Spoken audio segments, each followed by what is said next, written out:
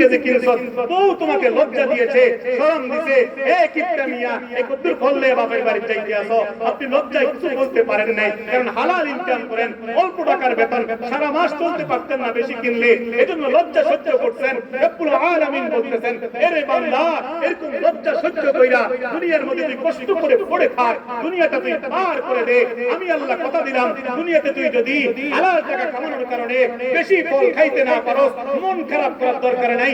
বেশি ফল কিনতে না পারলে মনে কষ্ট নেওয়ার দরকার নাই। যখন আমার জান্নাতের মধ্যে আমার বিধান মানার পরে যখন তুই ঢুকে যাবি, আমি আল্লাহ বললাম, ওয়াফাকিহাতিন মিম্মা ইয়াতাফাক্কারুন, হাজার রকমের ফল আমি আল্লাহ তোর জন্য সেখানে সারাক্ষণ রেডি করে রাখছি। দুনিয়ার মধ্যে লিচু অল্প কয়েকদিন পরেই হারাইয়া যায়, আম নির্দিষ্ট সিজনের পরে আর পাওয়া যায় না, ফরমানের মধ্যে একটা পাওয়া যায়, কথা বলে। কিন্তু আল্লাহ জান্নাতের মধ্যে 24 ঘন্টা সারাক্ষণ সারা বছর পুরাটা সময় বড় মজাদার স্বাদের ফল আল্লাহ রেডি করে রাখছে। হাদাইকা আনাবা সূরা নাবায় আছে, আঙ্গুরের বাগান, ফলের বাগান, জান্নাতে অভাব নাই। জান্নাতের ফল গাছগুলো প্রত্যেকটার আগা থাকবে, নিচের দিকে গোড়া থাকবে।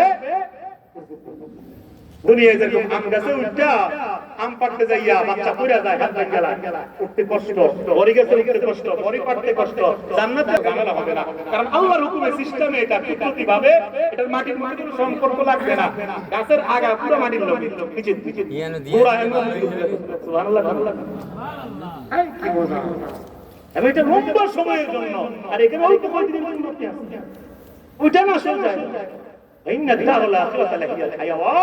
আসল জীবন তো সেটা যেটা আল্লাহর কাছে আল্লাহ রাখছে, ওটা তো আমরা বিশ্বাস করতে পারবো। যার কারণে আমাদের কিনা বলে রব্বুল আলামিন এরপরে বলতেছেন, কষ্ট দিতে বেশি, হ্যাঁ, রব্বুল আলামিন এরপরে বলতেছে, ওয়ালাহমি তাইরিম মিম্মা ইয়াশতাবুন, এরে বান্দা, দুনিয়ায় তুই টাকার অভাবে গোশত দোকানে যাইয়া দাম বেশি হওয়ার কারণে 1-2 কেজির বেশি গোশত কিনতে পারো না। কুরবানি ছাড়া ভালো করে সাহস করে একসাথে বেশি গোশত খাও না, কারণ টাকা নাই। ঠিক কিনা রব্বুল আলামিন বলেন, নবীর কথা মতো যদি তুই আদ-দুনিয়া সিজনুল মুমিন ওয়া জান্নাতুল কাফির, নবীর কথা মতো যদি তুই মনে করস দুনিয়া মুমিনের জন্য কয়েদখানা, এটা কারাগার মৃত্যু পর্যন্ত, এটা কাফিরের জন্য বেহেশতখানা, এই বিশ্বাস রাইখা যদি তুই হালাল ভাবে অল্প বস্তুই খাস, অল্প করে করে খাইয়া কোন রকম জীবন পার করে দে, রব্বুল আলামিন বলেন, ওয়ালাহমি তাইরিম মিম্মা ইয়াশতাবুন, আমার জান্নাতের মধ্যে আমি আল্লাহ তোর জন্য হাজার রকমের পাখির গুণাগুণ সারাক্ষণ দেরি করে রাখছি। সুবহানাল্লাহ। এরা আমরা ভাই খানার দরকার নাই, খালি দুনিয়ার এই খেলি সারবো নাকি, ওটির দরকার আছে না? সুবহানাল্লাহ বলেন না কেন? সুবহানাল্লাহ বললে খুশি হবে কি? আরো জোরে বলে কি ও ভাই, কেমন রাগ হয়ে ইচ্ছা বলেছে, একটু আওয়াজ দেন। এরপরে আল্লাহ রাব্বুল আলামিন বলতেছেন, যুবক ভাইরা ভালো করে শুনুন, এখন যেটা বলবো এটা বলে আমি আমার ওই মূল আলোচনায় আরো ভিতরে ঢুকবো। এরপরে আল্লাহ রাব্বুল আলামিন বলতেছেন, ওয়া হুরুন আইন কামসালিল লুলুল মাকনুন, এরে বান্দা, তুই যদি দুনিয়ার মধ্যে হালাল বিবি নিয়া কোন রকম পড়ে থাকোস, অথবা তোর বিয়ে হয় নাই, বিয়ের আগ পর্যন্ত যদি তুই তোর নফসকে বুঝায় রাখতে পারোস, আমি আল্লাহ কথা দিলাম, তুই যদি দুনিয়ার নারীর লোভে না পড়োস, আমি আল্লাহ তোকে জান্নাতে নিয়া হাজার হাজার হুর, ডাগর ডাগর চোরওয়ালা, বড় চমৎকার সুন্দরী মুক্তার দানার মতো হুরগুলো আমি আল্লাহ তোকে দিয়ে দেব। আপনি যেন বললেন, হুজুর হাজার হাজার হুর কোথায় পাইলেন? সারা জীবন চললাম 70টা হুর, হাজার হাজার পত্রিকাতে পত্রিকা বানায় কইলেছেন, আমার ভাই শুনেন, আল্লাহ 70 দিয়া বেশি বুঝায় বেশি। রমজান মাসে একটা নেক আমল করলে 70টা দিবে, এর মানে হুদা 70টা নাকি? না না না, 70 দিয়া বেশি বুঝায়, এটাই তাফসীর। আল্লাহ রাব্বুল আলামিন 70টা হুর দিবে, এটা দিয়ে আল্লাহ অনেক বেশি বুঝাইছে। বেশির পরিমাণ কত কেউ জানে না। যার আমল যত সুন্দর, যার নামাজ যত সুন্দর, যার জিকির যত সুন্দর, যার চোখের পানি আল্লাহর জন্য যত বেশি জমিনের মধ্যে পড়ছে, তার হুরের সংখ্যা তত বেশি হবে। কারো জন্য হবে হাজার হাজার, কারো জন্য হবে লাখ লাখ। একটা বাড়ি থেকে আরেক বাড়িতে যাবে, তাইয়া দেখবেন পুরো বাড়ির মধ্যে হুরে ভরা, সবগুলো আল্লাহ তার জন্য রাখছে। এই বাড়ি থেকে বের হয়ে আরেকটাতে গেলে সেটা তো দেখবে নারী, সুন্দরী নারী, সুন্দরী হুর, এটাও আল্লাহ তার জন্যই রাখছে। কারণ তিনি কোন বললে ভয়ের কোন হয়ে যায়, তিনি হুর বানাইতে বেশি দেরি হয় না, তিনি খালি ওয়ার্ডার দিলে কোটি কোটি হুর হয়ে যায়।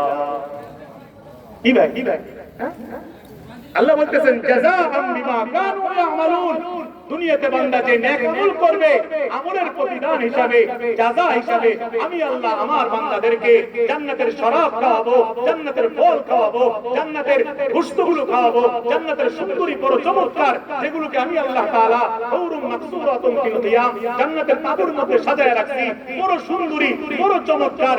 এই হুরেরা দুনিয়ার মধ্যে একটু থুতু ফেললে সমুদ্রের পানি মিষ্টি হয়ে যাইতো, এত চমৎকার সুন্দরী নারীদেরকে আমি আল্লাহ আমার জান্নাতি বান্দার জন্য তার নেক আমলের কারণে রেডি করে রাখতে বলেন সুবহানাল্লাহ। তাহলে এত সুন্দর জায়গা, এত সুন্দর নিয়ামত, ওই নিয়ামত নিয়ে কারো কোনো ফিকির নাই। প্রত্যেকে নাই ফজরের নামাজ, নাই জোহরের নামাজ, নাই আসরের নামাজ, নামাজের ওয়াক্ত চলে যায়, মুয়াজ্জিন ডাকে এসো নামাজের দিকে, হাইয়া আলাস সালাহ, হাইয়া আলাল ফালাহ, এসো কল্যাণের দিকে, প্রতিদিন 5 বার ডাক দেয়। একটা মসজিদের একটা মহল্লার চতুর্দিকে কতগুলো মসজিদ, প্রত্যেকটা মসজিদের মধ্যে যদি 4টা করে হরন থাকে, কতগুলো হরন থেকে একসাথে আওয়াজ আসে কানের মধ্যে, হাইয়া আলাস সালাহ, এসো কল্যাণের দিকে। এতগুলো মসজিদ থেকে এতগুলো হরন দিয়া আল্লাহ আপনাকে ডাকায়, আল্লাহকে আপনি বিদ্যাঙ্গুলি দেখান, ফের তুমি নামাজ পড়লা। নাউজুবিল্লাহ, বে নামাজি বড় গাদ্দার মনে রাখবেন। এই বেয়াদব নামাজ পড়ে না, সে আল্লাহর সাথে মনে হয় যেন যুদ্ধ ঘোষণা করতে কথা বলে। বে নামাজি বড় গাদ্দার, সে আল্লাহর সাথে না পড়ে না। এতবার আল্লাহ ডাকার পরে সে নামাজ পড়ে না, তার জন্যই জান্নাত। এই কথা বলেন,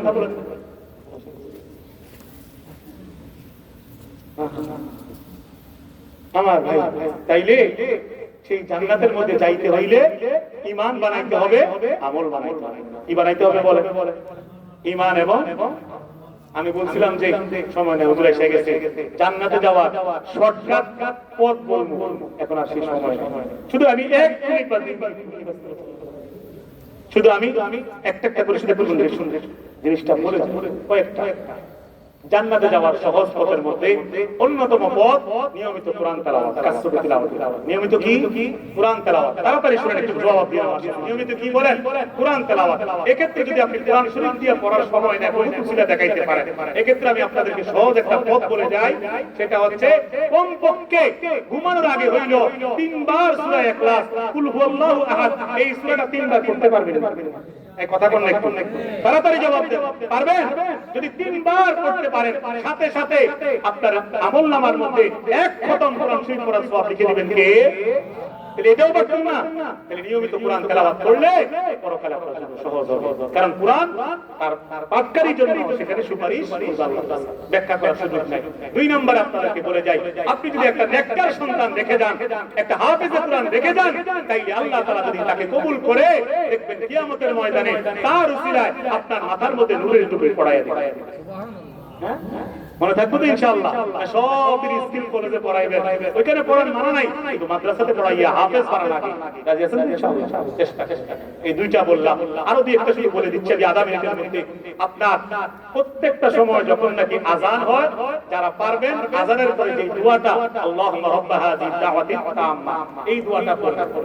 এই দোয়াটা পড়লে হাদিস শরীফের মধ্যে আছে, আল্লাহ রাসূল বলেন এই দোয়া যেই ব্যক্তি পড়ে, আমি রাসূলের জন্য কিয়ামতের ময়দানে তার জন্য সুপারিশ করা আমার জন্য ওয়াজিব হয়ে যাবে। তাইলে আল্লাহ রাসূল সুপারিশ করে দিলেন। কথা বুঝেন না? আরেকটা আমল বলি, নিয়মিত মেসওয়াক করার চেষ্টা করেন। ঘরের মধ্যে ব্রাশ না পুরো ফেলছেন, মেসওয়াক করেন। মেসওয়াক বুঝেননি? কি দিয়া করে? বাঁশ দিয়া নি করে, না গাছ দিয়া করে, যেগুলো পাওয়া যায় 20 টাকা 10 টাকা। মেসওয়াক করলে আল্লাহ রাসূল বলেছেন, শুধু অর্থটা বলতেছি, আল্লাহ রাসূল বলেছেন মেসওয়াক যে ব্যক্তি নিয়মিত করবে, মৃত্যুর আগে দিয়ে আল্লাহ তাআলা তার জবান দিয়া কালিমা নসিব করাবে। তাহলে যে কালিমা পড়ে মরবে সে জান্নাতে যাবে না জান্নাতে যাবে? প্রথম দিন থেকে তার সুযোগ সুবিধা শুরু হবে। এই আমলগুলো করার চেষ্টা করবেন তো ইনশাআল্লাহ? আল্লাহর 99 নাম মুখস্থ করলে জান্নাত, এরকম সাইয়্যিদুল ইস্তিগফার পড়বেন জান্নাতে চলে যাবেন, প্রত্যেক নামাজের পরে আয়াতুল কুরসি পড়বেন জান্নাতে চলে যাবেন। এরকম ছোট ছোট কতগুলো আমল আছে, এগুলো ধরেন। মাঝে মাঝে আল্লাহর জন্য চোখের পানি ফেললে রাসূল বলেন এই চোখ থেকে আল্লাহর জন্য পানি বের হয়, কোনোদিনও সেই চোখ জাহান্নামের আগুন ধরবে না। তাহলে আল্লাহর জন্য মাঝে মাঝে কান্না করার চেষ্টা করবেন। এক সংক্ষেপে শুধু বলে দিলাম, এই আমলগুলো আমরা ইনশাআল্লাহ করব, ইনশাআল্লাহ বলেন ইনশাআল্লাহ। আমি আপনাদের কাছে দোয়া আছে, এখানে শেষ করতেছি। কোনো কথা মনে কষ্ট গেছে, রাগ হইছে? আমি আমার পরিচয় বলছি, তারা এক ভাই পরিচয় দিয়েছে হযরত মাওলানা